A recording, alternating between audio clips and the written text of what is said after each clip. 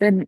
I am on location at the Horizons for Homeless Children's annual breakfast, where I've usually been able to log onto the internet, which I can't do today. So I'm going to make one of my colleagues co-hosts so that they can make sure you can share screen.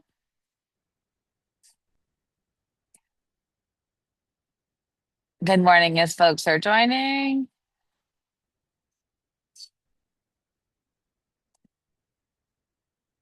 There were people walking out who were telling me that the host was they were waiting for the host to start the meeting. So I know we have folks joining coming from the breakfast. But I see you, Allison. Let me just make sure and why don't you guys tell us a little bit about you and how you came to be in your current role, and then I'll make sure you can share their screen.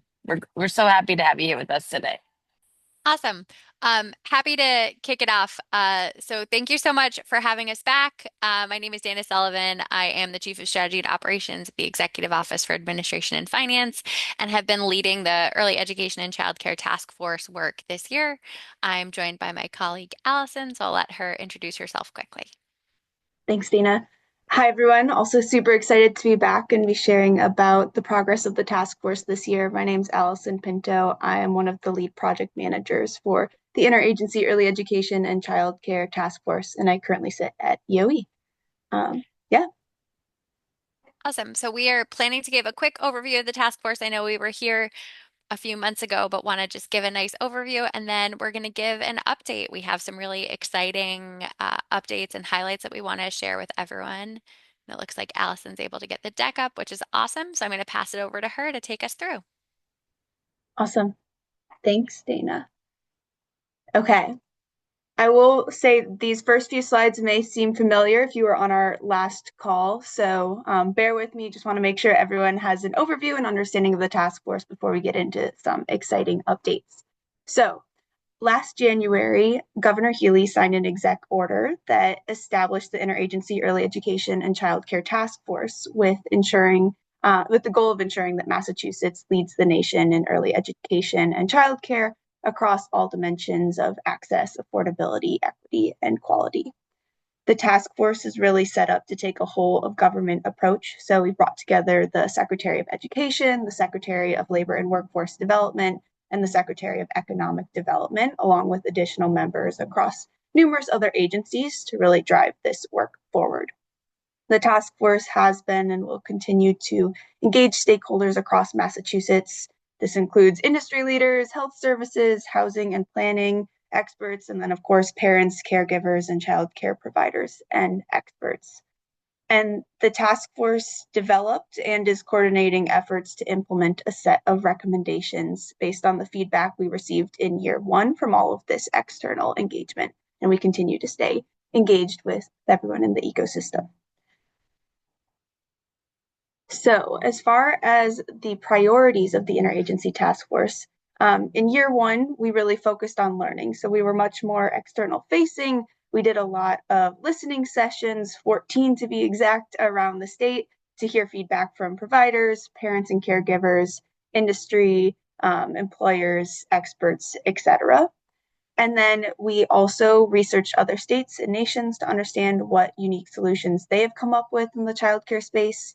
And then we also identified resources that exist across Massachusetts to see if they could be better leveraged to support the early education and care workforce.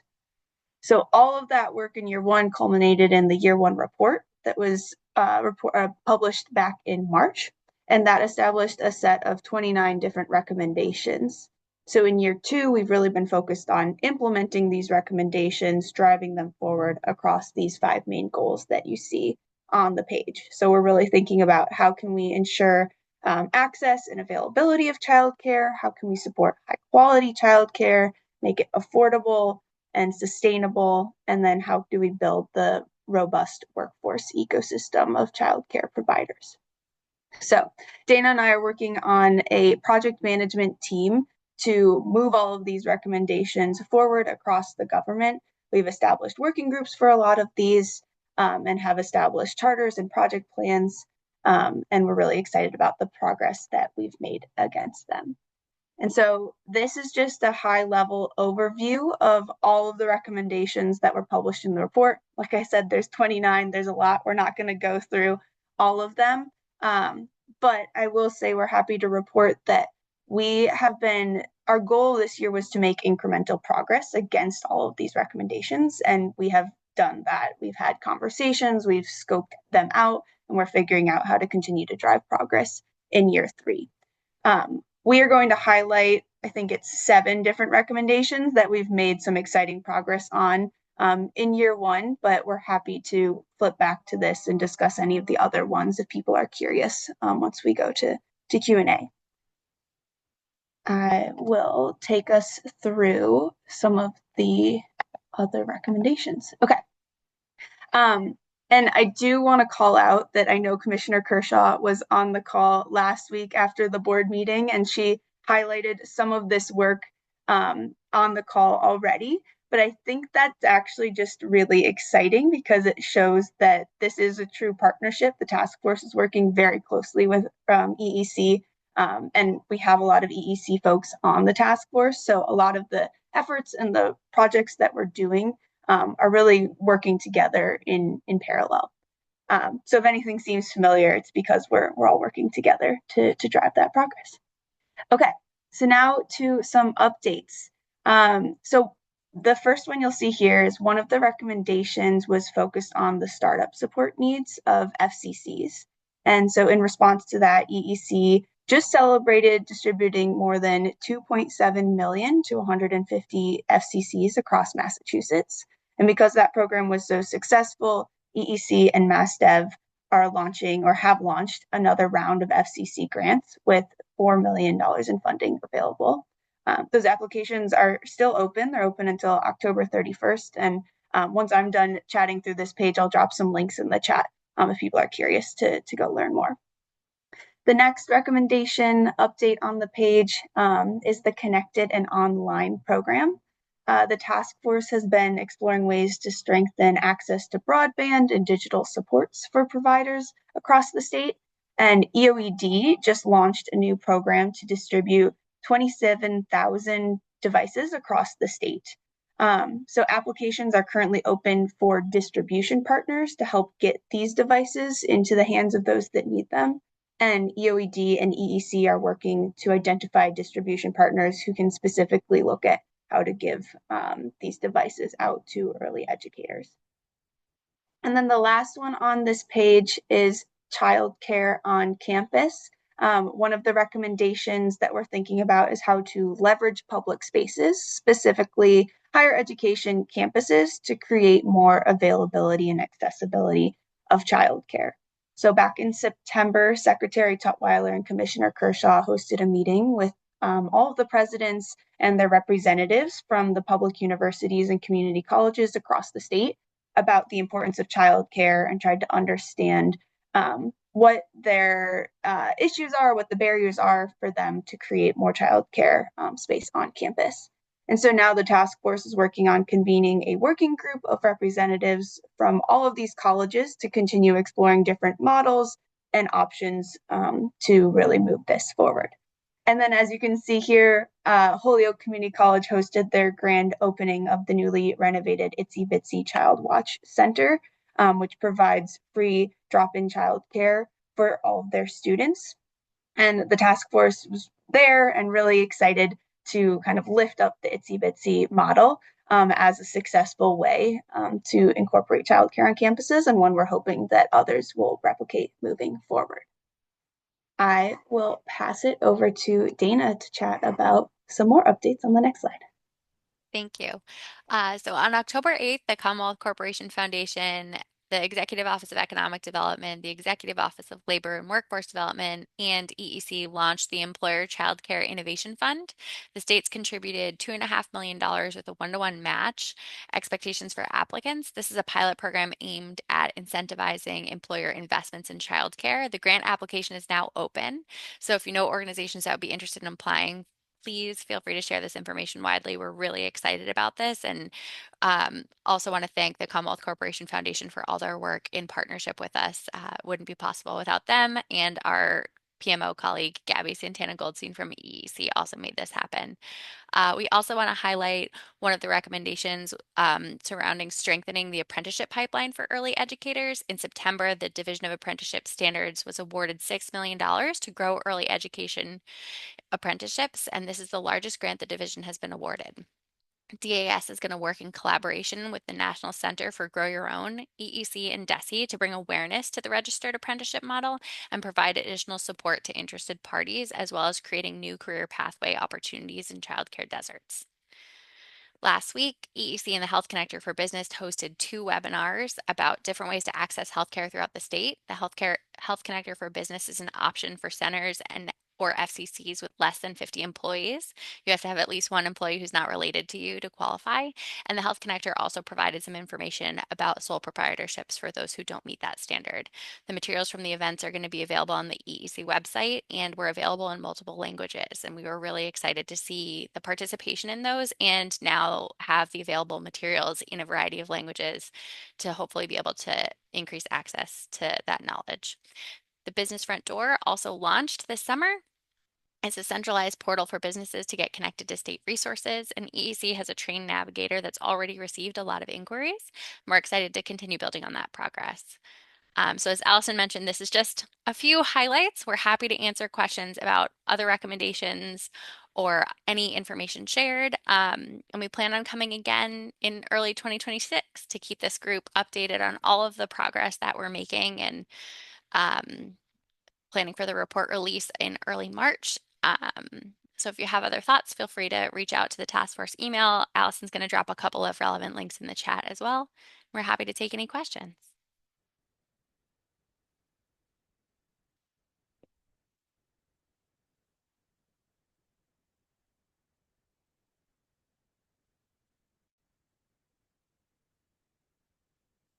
So I see one in the chat about if we know if the Early Employer Child Care Innovation Fund will be available in the future.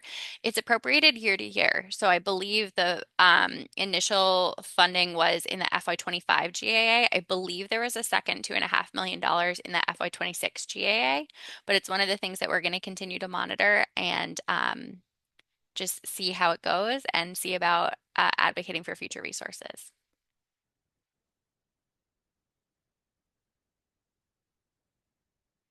I see Amy, do you have a question? Good morning. Try to leave my camera on because I know what it feels like to present to black boxes, but I'm sure everyone is listening attentively. These updates are very impressive, and I'm always learning in this space. So my question is, had this task force not existed for the last year and a half, do you think you would have had, I don't know, 6 to 8 very impressive updates to share? Like how seismic is the number of updates and connectivity of updates and breadth of updates. That's how it strikes me. But from your perspective, working in state government and the sector, is this as impressive as it seems to me? I have never done anything like this in my career, and I've never seen this kind of progress as quickly. It has been so fun for me to get to see state government come together and make this progress really quickly. And that's why we're really pushing to continue the momentum into the third year of the task force. And I don't think any of it's possible without the executive order, without all of you and your engagement. And just everyone's been so responsive to us. It's really made it possible, internal and external, to state government.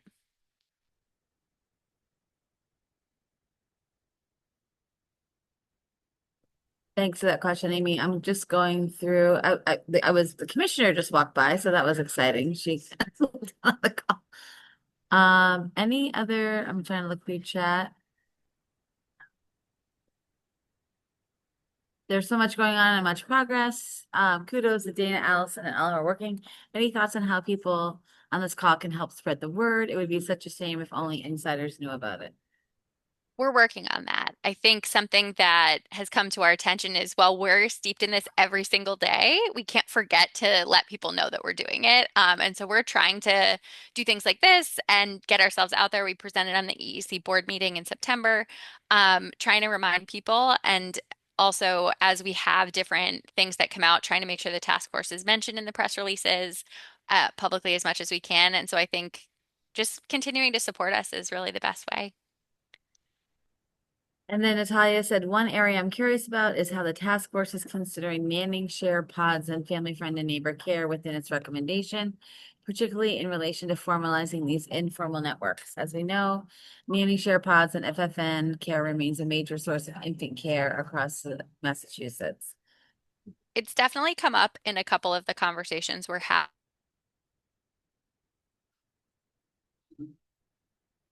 about increasing capacity. We don't have a recommend specific work stream focused on it, but it does, when you talk about increasing capacity and access, this is something that has come up in a couple of our conversations.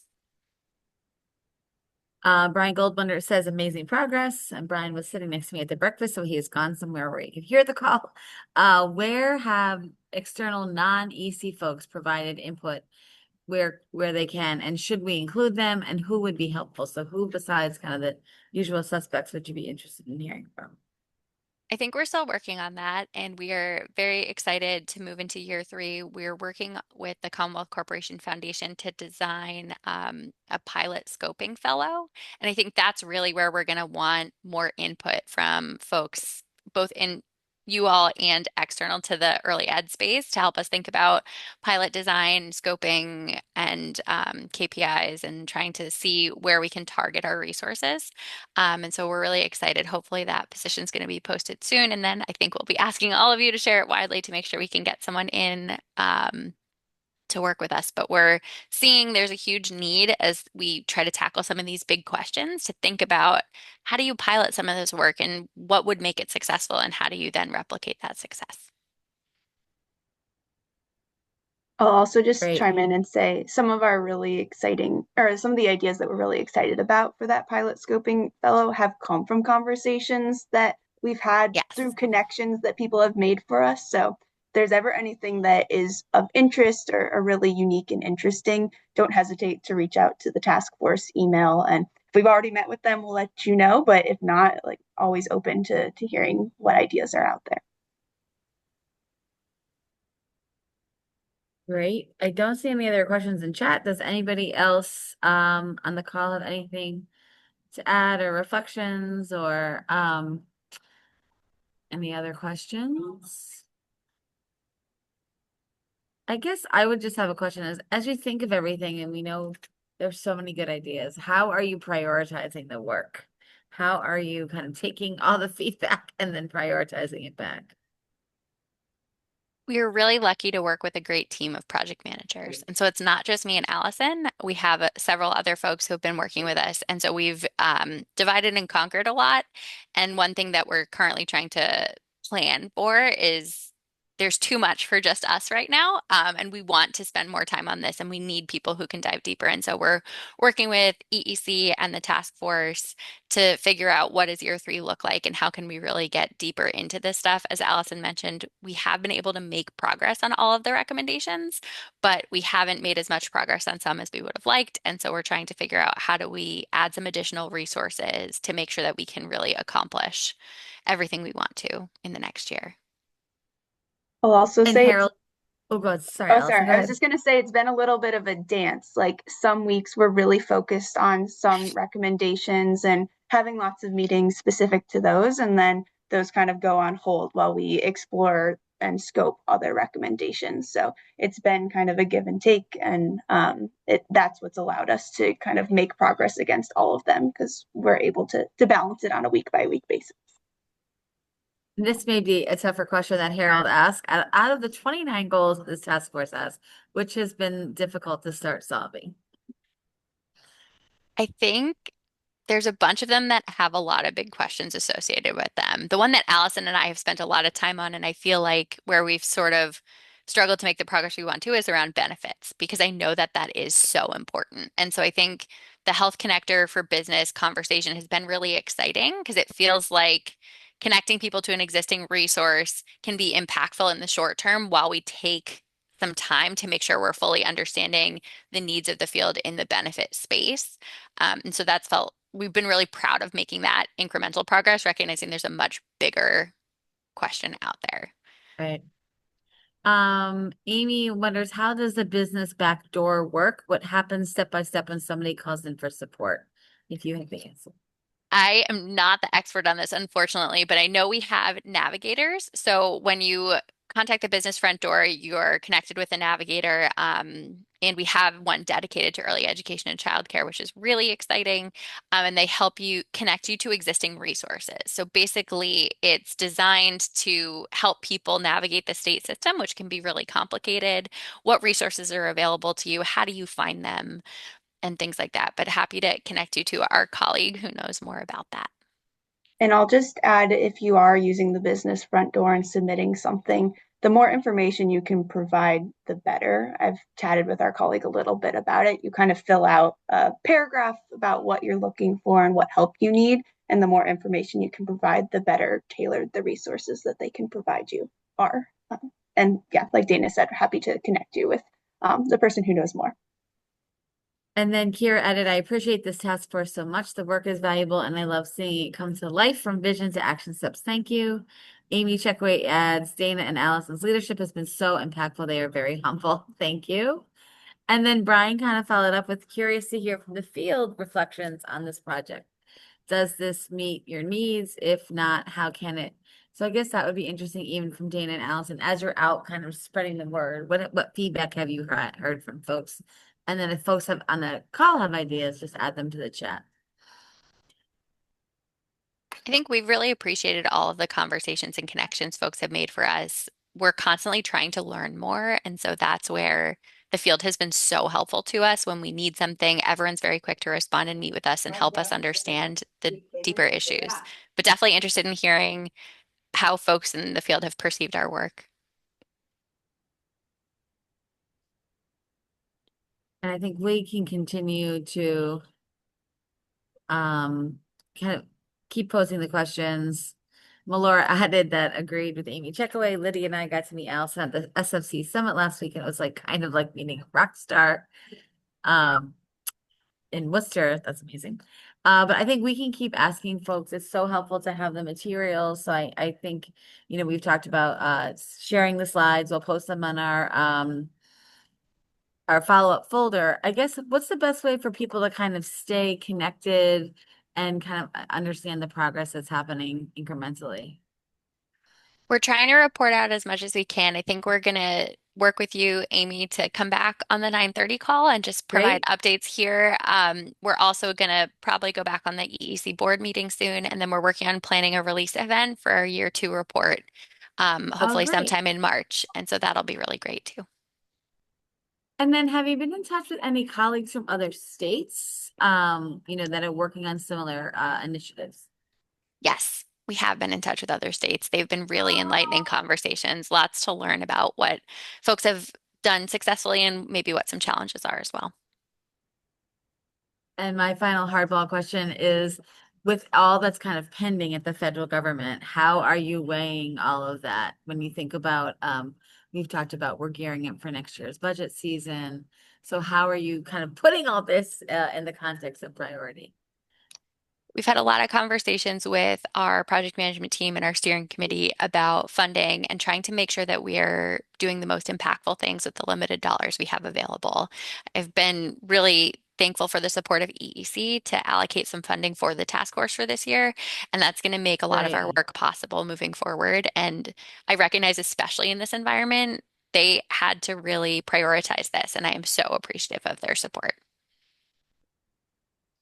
It's a good reminder, right, that we need funding to support staff to do the work that so often things get created and it's really hard to have the backbone or to have the dedicated staff time to get it done. And just like as many of us who have worked with all different partners, you're working with all these incredible partners within government and outside of government. So there's just so much to manage and keep track of.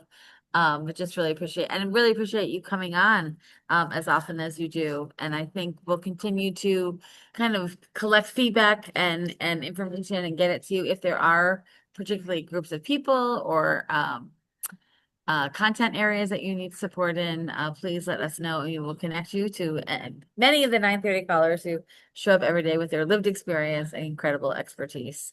So I'll give you all both the last word, but thank you so much for joining us today. Thank you so much for having us. We really appreciate all your support. And Allison dropped our task force email in the chat. If you have ideas or want to connect with us, please don't hesitate to reach out. We're happy to meet. Dana covered it, but thank you, everyone. It's been so great being here and being able to share about the progress and hearing all of your support. So thank you. Well, thank you so much. I see Kim Davenport still has her Connect Babies. Her babies backdrops. We know this is the week to celebrate babies. Next week, we're going to start out with Christine Mullen, who's going to talk with us about warm lines. Then we're going to hear from Kim Lucas and the research folks. We'll have sharing the microphone on Thursday and on Wednesday. And then we'll hear from Michelle Hemingway Pullen on Thursday. So stay tuned. We know last night we also had the 9:30 call in Espanol. So thank you to Neri, Paula, and Harold for hosting that. So thank you, Allison and Dana, and we will see you next week. Have a good night.